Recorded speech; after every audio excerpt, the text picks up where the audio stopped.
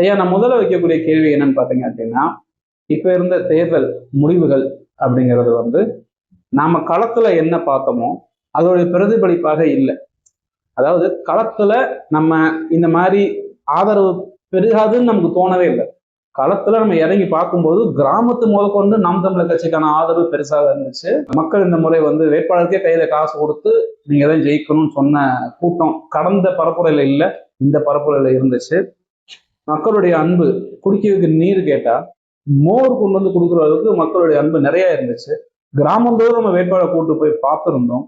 அப்படிங்கிற பட்சத்துல களத்துல இருந்த பேர் ஆதரவுங்கிறது தேர்தல் முடிவுகள்ல நம்ம கிட்ட இல்லைங்கிறது சொல்லுது. உங்களுடைய நிலைப்பாடு என்னங்க? நாம் தமிழர் கட்சியின் அடிப்படையில சீமான் அண்ணன் அவர்களும் ஒவ்வொரு தொகுதியிலும் உள்ள நாம் தமிழர் கட்சியின் சார்பாக வேலை செய்த அனைவருமே சிறப்பாக செய்தார்கள்.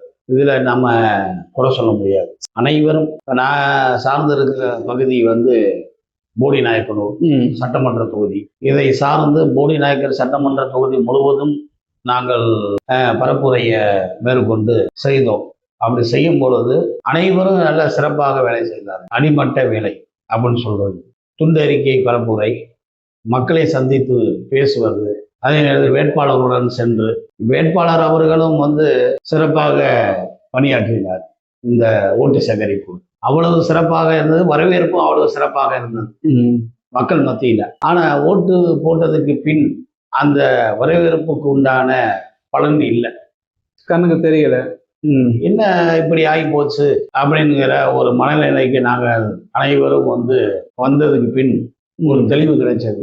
அந்த தெளிவு வந்து மக்கள் இலவசத்துக்கு அடிமையானார்கள். அது வந்து ஏன்னா மக்கள் வந்து உடனே வந்து மக்களை நம்ம குறை சொல்லக்கூடாதுன்னு சொல்லிட்டு இருப்பாங்க.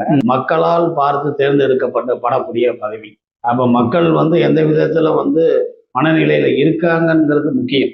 அதிமுக என்ன சொன்னது, திமுக என்ன சொன்னது, இவர் தாவேகா என்கிற விஜய் கட்சி என்ன சொன்னது அப்படிங்கிறத தெளிவுபட தெரிஞ்சு வச்சிருக்காங்க. அந்த தெளிவுபட தெரிஞ்சு வச்சிருந்ததனுடைய அடிப்படையில நம்பிக்கை, ஒரு சினிமா துறையில் இருக்கக்கூடிய பல கோடி மக்களுக்கு அறிமுகமான ஒரு முகம், அப்படிப்பட்ட ஒருவருடைய ஒரு தேர்தல் அறிக்கையில் உண்மையா இருக்குன்னு சொல்லி ஓட்டு போட்டவர்களும் உண்டு.